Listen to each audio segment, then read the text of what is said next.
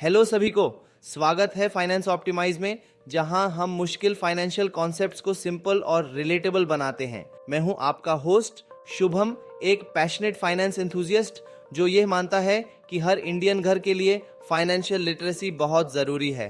और मैं हूं सखी, आपकी को होस्ट, एक वर्किंग प्रोफेशनल जो अपने फाइनेंशियल जर्नी में नए इंसाइट्स सीख रही हूं और यहां आप सबके साथ अपने एक्सपीरियंसेस शेयर करने के लिए काफी एक्साइटेड हूं। हम दोनों का गोल है आपको पर्सनल फाइनेंस के बारे में एजुकेट करना, लेकिन इंटरेस्टिंग और प्रैक्टिकल वे में। तो चलिए बिना देर किए शुरू करते हैं आज का टॉपिक, पर्सनल फाइनेंस क्या है और हर इंडियन फैमिली के लिए क्यों जरूरी है। ये टॉपिक मुझे पर्सनली काफी पसंद है क्योंकि पर्सनल फाइनेंस हर किसी के लाइफ का इंटीग्रल पार्ट है, लेकिन हम इसे उतना सीरियसली नहीं लेते जितना लेना चाहिए। शुभम, मुझे लगता है कि लोग सोचते हैं पर्सनल फाइनेंस बस नंबर्स और अकाउंट्स तक लिमिटेड है, लेकिन ऐसा है क्या? बिल्कुल नहीं सखी। पर्सनल फाइनेंस एक आर्ट है, जैसे एक गार्डन। आपको अपने सेविंग्स नाम के प्लांट्स को नर्चर करना होता है, अननेसेसरी एक्सपेंसेस के वीड्स को रिमूव करना होता है और इन्वेस्टमेंट्स के जरिए ग्रोथ इंश्योर करनी होती है। अगर आप ये सब नहीं करते तो फाइनेंशियल स्टेबिलिटी का फल कैसे मिलेगा? वाह, गार्डन वाली एनालॉजी काफी अच्छी है, लेकिन शुभम, ये कैसे प्रैक्टिकली इंडियन फैमिलीज के लिए जरूरी बन जाता है? लेकिन सखी, एक बात तो तय है, इंडियन मिडिल और अपर मिडिल क्लास फैमिलीज के लिए पर्सनल फाइनेंस सिर्फ एक ऑप्शन नहीं है, ये एक जरूरत है। हर दिन बढ़ते हुए खर्चे, बढ़ती एस्पिरेशंस एस्पिरेशंस और लाइफ की अनसर्टेनिटीज को देखते हुए पैसे वाइजली मैनेज करना और जरूरी हो गया है। चलो हम एक एक करके डिस्कस करते हैं कि पर्सनल फाइनेंस के पिलर्स क्या होते हैं। परफेक्ट। पहला पिलर क्या होगा? देखो, अपने फाइनेंसेस को एक शिप समझो जो लाइफ के वाटर्स में सेल कर रहा है। अगर आपके पास कंपास मतलब बजट, एंकर मतलब सेविंग्स और सेल्स मतलब इन्वेस्टमेंट्स नहीं है, तो आप अपने डेस्टिनेशन तक नहीं पहुंच पाएंगे। बिल्कुल, एक स्ट्रक्चर्ड अप्रोच होना जरूरी है, but let's break it down for our listeners. Personal finance में कौन से की एरियाज होते हैं? हाँ, ये कुछ की एस्पेक्ट्स हैं। Number 1, budgeting, that is income और एक्सपेंसेस को ट्रैक करना। Number 2, saving, that is rainy days के लिए पैसे रखना। Number 3, investing, that is mutual funds, fixed deposits और स्टॉक्स के थ्रू अपने पैसे को ग्रो करना। नंबर 4, अननेसेसरी बोरोइंग से बचना, रेस्पॉन्सिबली लोन्स रीपे करना और क्रेडिट कार्ड्स को अवॉइड करना। Number 5, insurance, that is family को फाइनेंशियल स्टॉर्म से प्रोटेक्ट करना। एग्जैक्टली। और शुभम, अगर हम स्पेसिफिकली इंडियन फैमिलीज की बात करें तो पर्सनल फाइनेंस का इम्पोर्टेंस और बढ़ जाता है। चलो कुछ की पॉइंट्स डिस्कस करते हैं जो इंडियन फैमिलीज के लिए इम्पोर्टेंट है।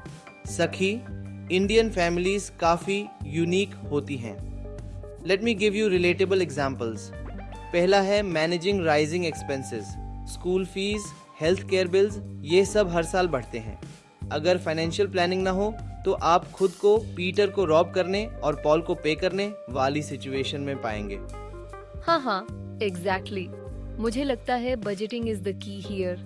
हाँ, और इसी से अगला पॉइंट आता है achieving life goals.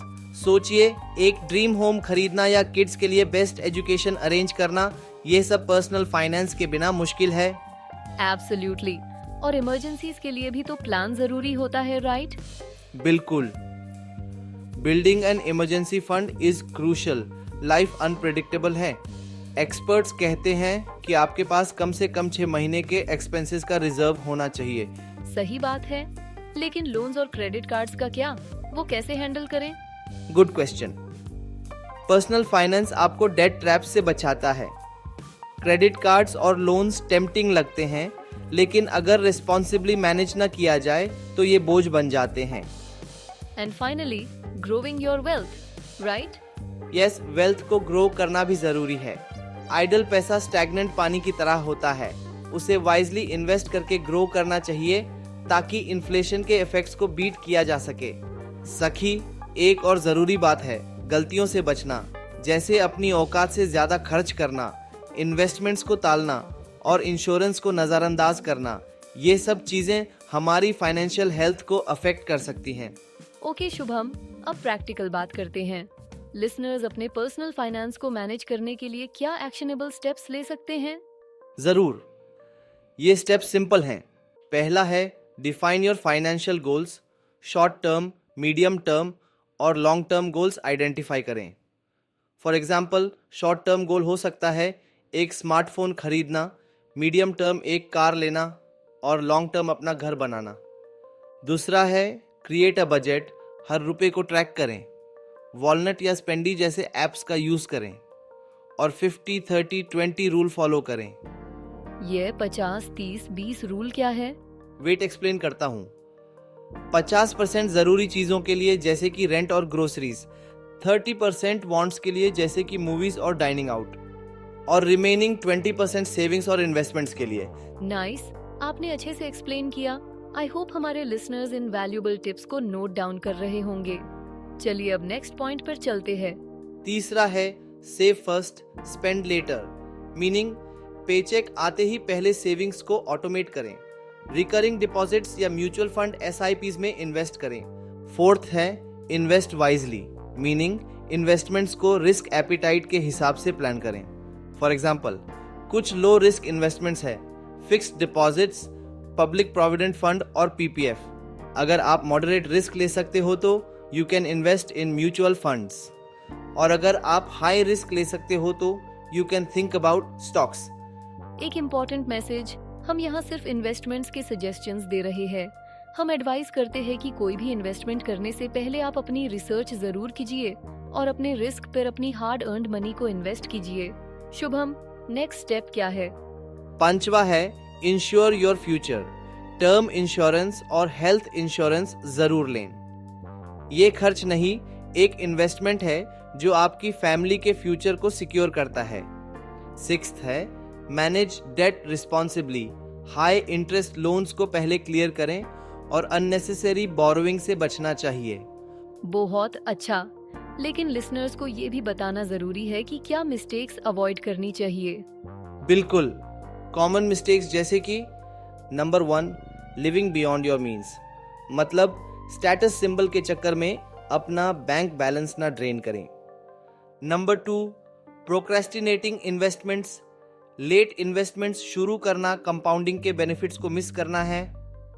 Number 3 ignoring inflation, financial plans में इन्फ्लेशन को जरूर अकाउंट करें। नंबर 4 ओवरलुकिंग इंश्योरेंस, लाइफ या हेल्थ इंश्योरेंस का ना होना एक बड़ी मिस्टेक हो सकती है। एक रिलेटेबल स्टोरी के बिना तो बात अधूरी लगती है। शुभम, क्या आप एक एग्जाम्पल देकर हमारे लिसनर्स को पर्सनल फाइनेंस की इम्पोर्टेंस समझा सकते हैं? बिल्कुल, इसको हम अगर इजीली समझना चाहे तो हम राज का एग्जाम्पल ले सकते हैं, जो एक IT प्रोफेशनल है जो 1 लाख रुपए पर मंथ कमाता है, लेकिन वो 70,000 रुपए डिस्क्रिशनरी एक्सपेंसेस में खर्च करता है, 10,000 रुपए सेव करता है और इन्वेस्ट कुछ नहीं करता। एक दिन एक मेडिकल इमरजेंसी आई और उसे हाई इंटरेस्ट पर लोन लेना पड़ा। अगर राज ने बजट बनाया होता और इन्वेस्टमेंट्स की होती तो इमरजेंसी को इजीली हैंडल कर पाता। एग्जैक्टली, फाइनेंशियल प्लानिंग का यही इम्पोर्टेंस है। शुभम, ये सब सुन के लगता है कि पर्सनल फाइनेंस रॉकेट साइंस नहीं, बस माइंडफुल चॉइसेस लेने की बात है। बिल्कुल, फाइनेंशियल फ्रीडम एक सफर है जो अवेयरनेस के साथ शुरू होता है। जैसे एक ट्री को टाइम और केयर के साथ ग्रो करते हैं, वैसे ही फाइनेंसेस को भी नर्चर करना पड़ता है। और जैसा एक कहावत है, the best time to start was yesterday, the next best time is now. तो दोस्तों, आज से अपने फाइनेंसेस को सीरियसली लेना शुरू करें। एक स्मॉल स्टेप भी आपको बड़ा रिजल्ट दे सकता है। एब्सोल्युटली।